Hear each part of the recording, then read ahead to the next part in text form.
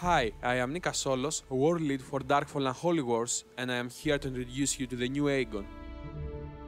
First of all, we couldn't deliver a new Agon without a big update to our graphics engine. We added pre-render ambient occlusion, dynamic lights, defer renderer, post-process, tone mapping, anti-aliasing, and dynamic reflections amongst others. All the shaders went under a massive update, and we have an ongoing task to brush up all textures and add normal maps to every single prop we have. We redesigned all the environments so each area in the game has its own unique set, so the player has always a good sense of where he is in the world by just looking around. Also, the nights make sense now. We added an extra twist in the gameplay because now the player can actually hide in the darkness. With all those updates in the graphics, we had the desire, need and newfound ability to turn Agon into a more atmospheric and beautiful world. I'm happy to say that we managed to rebuild almost every point of interest. That includes, among others, the player holdings, NPC cities, dungeons and pretty much all landscape and spawn points.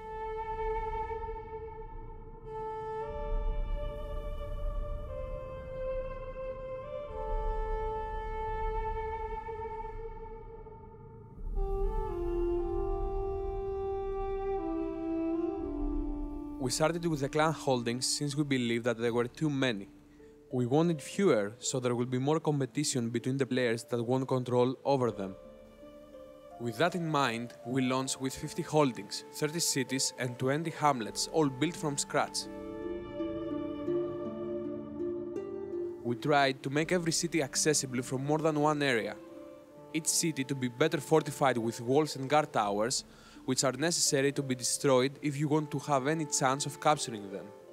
6 of them are something we call Wonder Cities.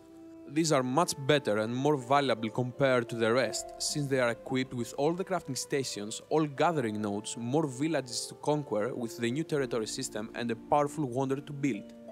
Also, we felt that the gift of instant traveling should be something that all the players can access and not only the ones with the clan holding.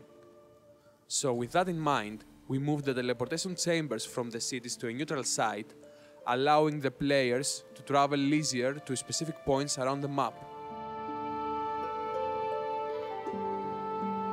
Of course, we couldn't leave the NPC cities as they were.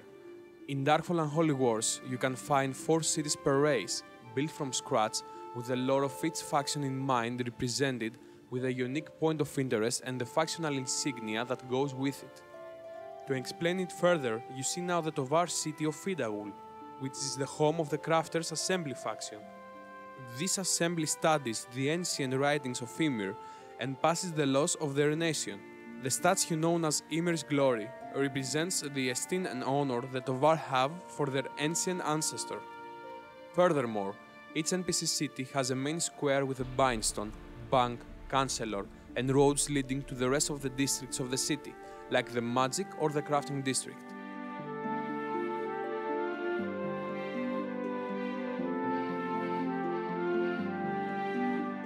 The same ideals were also used to build each capital, but on a grander scale, since they will be the main hubs of crafting and trading due to the addition of the new player markets.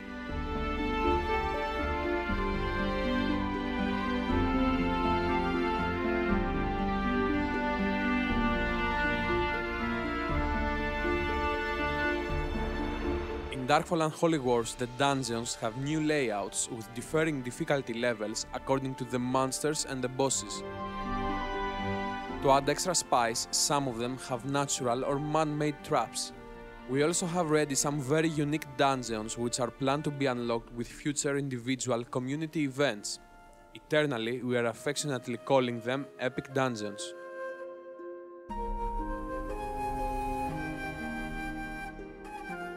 More points of interest were added with roads connecting them. The players can always find something interesting to look and explore.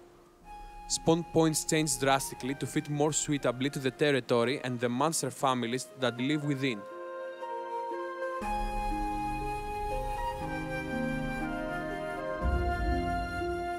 In Agon there are no limitations. Anything you see in the background you can reach, and even though we provide to the players a path to follow in the beginning of the game, they can always leave it behind and go experience their own adventures, returning to that path whenever they choose.